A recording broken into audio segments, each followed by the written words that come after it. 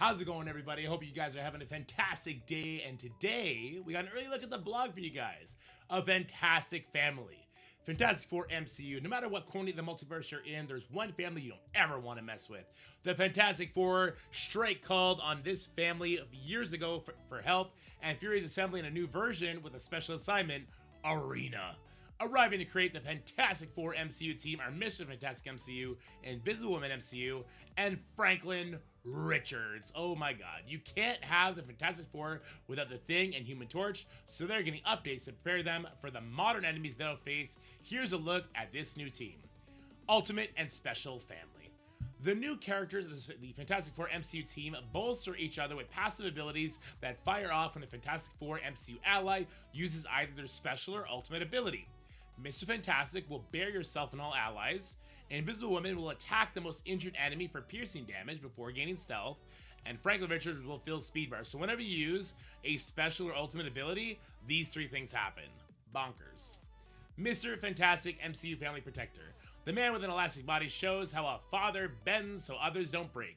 His protector kit shields his family from damage while also dishing out attacks. Invisible Woman, the stealth punishment.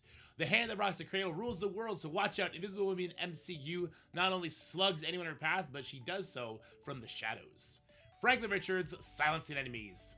He may be a kid, but he's powerful beyond his years. Franklin Richards not only manipulates effects on both sides of the battle, but also introduces a new negative effect and a new battlefield effect that'll warp reality to his family's favor. All right, let's see these stat reworks. Human Torch, health, 639, damage 305, good, he definitely needed that. Armor 492, focus 370, resist 314. His new is just increasing the percent damage. This is interesting because normally they just increase the damage stat higher and they leave the multipliers lower, but they actually opted to increase the basic damage multiplier. Interesting. Special, heating up. Let's just see the new. He's applying offense up, +1 up to a maximum of 3 to all allies. We love that. Attacking primary for 270% and applying heal block. So he's no longer hitting for 350. So there we go. Downgrade on the multiplier, but upgrade on the stat. Makes sense. And he's going to gain an assist from one random Fantastic Four ally. Supernova. The new. He's going to clear barrier from all enemies. Love that. Still does 400% damage. Doing bleeds now. God, he's got a lot of bleeds, eh? So this is going to make sense to make him a striker in that sense. I love that. Passive. Flame on. On turn, flip 3 negative effects to positive effects on self. On Fantastic Four ally turn, gain assist now. So he's assisting on every turn? So his striker attack, putting out all those bleeds, or he can be a skirmisher for triple tapping? If this character has 2 or more Fantastic Four allies, when this character successfully attacks an enemy, prolong the duration of all negative effects, excluding trauma, silence, ability to block and stun. All the good ones. It'll increase slow, disrupt, defense down, offense down, bleeds. Okay. Okay. Yeah, okay. I like it. I like that's going to be a lot of debuffs, and he's going to have some pretty good damage stat to go along with all these bleeds. He's giving offense up. He's clearing barrier. Not bad, not bad. I could definitely see use for this character, but in the grand scheme of things, it does look subbable. All right, Thing. Base stats. Health, 236. Damage, only 203. But remember, he did get a little stat upgrade when New Avengers came out, and he already hits really hard. Armor, 185. Focus, 185. Resist, 186. Special. So they just removed the in-war part. Attack primary for 250, so they lowered the multiplier. Plus flip, deflect, minor deflect, and death proof. Bonus attack for 150% damage 4 times. So they reduced the multiplier on that as well. This attack cannot be blocked. Good stuff. So yeah, they took it all out of war. Ultimate, Haymaker. Apply stun for 1 turn, disrupt for 2 turns, and trauma for 2 turns to primary target. That is so powerful. That, in and of itself, is better than the entire Human Torch kit, by the way. If primary target has Safeguard or is a minion, gain 100% crit chance. On kill, apply immunity and speed up. What the heck? To self and all Fantastic Four allies. Wow. That speed up is huge. Gain 2,000% extra focus, and this attack, for this attack, and this attack cannot be countered or blocked. That's huge. You gotta get a kill with it, though. Still though, huge. Passive, it's clobbering time. Let's just go to the new. In War on spawn, fill speed bar by 15% plus 50% per new Avenger or Fantastic Four ally. So he's still getting the speed bar from Fantastic Four ally, which is going to make them really, really good in War. When an enemy attacks this character or a Fantastic Four ally or new Avenger ally, if this character does not have ability block, attack that enemy for 270% piercing. It used to only be 150. Hold on. They've increased the passive damage even outside of War. Oh my god. They've increased the passive damage and the multiplier. Oh my god. He's going to be trucking. If this target is a chargeable protector, clear 5 charged. This clear cannot be resisted. Rip, rip, rip.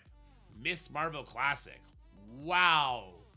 Wow, that's a big wow. I'm very, very, very excited for these guys. I'm mostly excited for Franklin Richards. That new negative effect, that new battlefield effect, and just being Franklin Richards, you know he's got to be something absolutely special.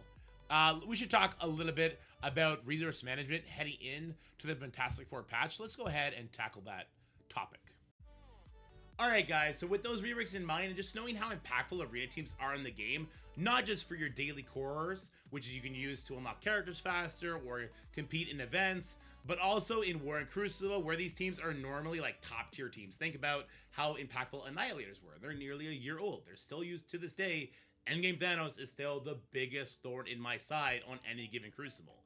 So I expect this team to be phenomenal, and I want to start saving some resources for them, in particular cores and intel, because that's how we can farm their shards and gear to 20 as quickly as possible, right?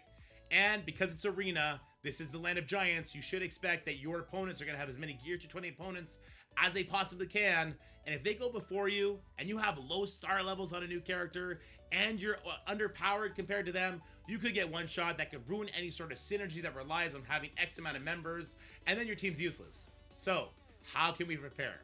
Start saving on cores. There's going to be a big trade-off for this. I mean, currently there is the Fiery Incarnate event, which asks for a lot of core spending, not just spending campaign energy or spending Red Phoenix energy, which if you're doing the 50s, that's 400 cores a day, but also the Fiery Incarnate Orb Fragment. Yes, this is in the negative zone, but it's also in the Accursed Tower. There is 30,000 of these fragments in the Accursed Tower, and you can only do the Accursed Tower if you have the full Accursed team and purple ISO 3 attached to them. 30,000 is kind of make or break on this leaderboard if we're being real. The bright side is this is a 13-day event, so is the leaderboard. I assume Hood could have his free-to-play release next week, same way Helverine is having his this week. Kind of lines up well timed, so maybe you would only have to core Satana. But coring a character from 0 to 100 is normally like 9,000 cores, so you'd be dropping 10,000 cores. That's if you want to compete on this leaderboard, but you'd also then have to start coring for the energy. It's a big commitment, so let's see if it's worth it. Omega Red Phoenix Force Diamonds. These are really, really powerful. This character's awesome. He's epic, though. Do you have 7 yellow stars on Omega Red Phoenix Force? Are you ready to wait 6 months to activate that 1 diamond? Do you care that much?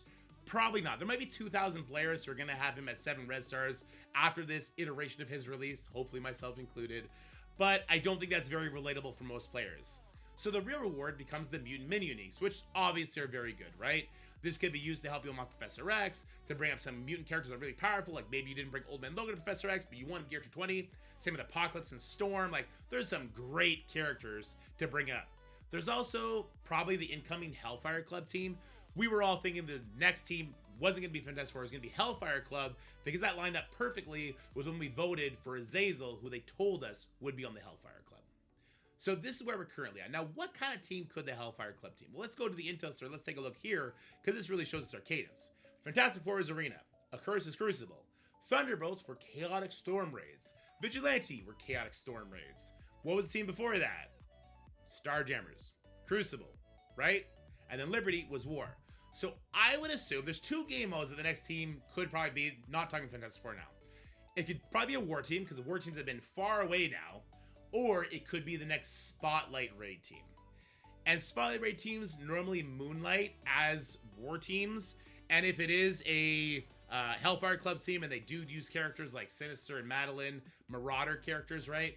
I would expect them to be used in War, maybe even War Defense, which I'm not super hyped on. Spotlight teams, you can kind of wait and then just do the next spotlight whenever you can get there. In my opinion, it's not as big a rush. So this mutant leaderboard, this mini unique leaderboard, doesn't have the same sort of pull it would have to say this was BioGear. So kind of stalling on this one. I don't hate that idea. I don't. I know it's crazy. Skipping a leaderboard is something I would never ever recommend. I'm not talking about skipping it. I think you should still do all your negative zones. But I don't think you should blow your core bank now with an arena team on the horizon. And the same would be true with your intel. Now, intel is a very, very curious resource. You can see I've been farming Helverine, Songbird, and now BioGear. I'll probably continue to farm a little bit of Songbird and Helverine, get Helverine up to about 200. Same with Songbird, and hopefully just organically grow them from there. After that, I'm going to save as much intel as I can. We know the Fantastic Four team is going to be a Chapter 1 team, which means, like Accursed, they're currently getting their way into the intel store. Like Thunderbolts did, like Vigilante did. The Fantastic Four team will eventually be put in here. So I will save my intel for those characters. I also assume that the cadence is going to be the same as the silhouettes were. So Invisible Woman will be the first character released, then it'll be Reed, and then it'll be Franklin. The way I'm probably going to do this is I will save all my cores for Franklin. I won't use intel or cores on Sue Storm. I will hope that she gets her free-to-play release, just like Helverine did. I will save my intel for Reed Richards to make sure I get him unlocked as fast as possible, and then I will use all my intel on Reed and on Sue, and all my cores on Franklin. Hopefully, I can walk away with like a 4 or 5-star team without too much time being passed by. In the interim, I will continue to farm BioGear. BioGear is so valuable. Presumably, those Fantastic Four members will be Cosmic, because that's what they were before. So they could still be using the Professor X saga, but also that Cosmic Villain section also calls for some Bio characters. I tried making like a lot of Accursed characters work in the Professor X saga. Didn't go good for me, so unfortunately, Bio is in high demand. So that's kind of where I'm at, guys. I'm going to save my cores for the last character. I'm going to settle down on this Omega Red Phoenix Forward leaderboard myself. I'll probably only core the Red Phoenix Energy because I might still actually get a star upgrade on him if I get lucky. And for intel, I'm going to kind of finish off what I was doing with Helverine and Songbird, which is not too much, and only farm BioGear thereafter. Let me know what you think about my plan. Let me know what your plans are to prepare for the Fantastic Four team, or are you just not preparing? You just take things as they go. I think that's a perfectly fine way to play the game as well. And let me know what you think about those reworks. All right, guys, for now, stay happy, stay healthy, have yourselves a wonderful day, and I'll see you guys next video. Bye for now.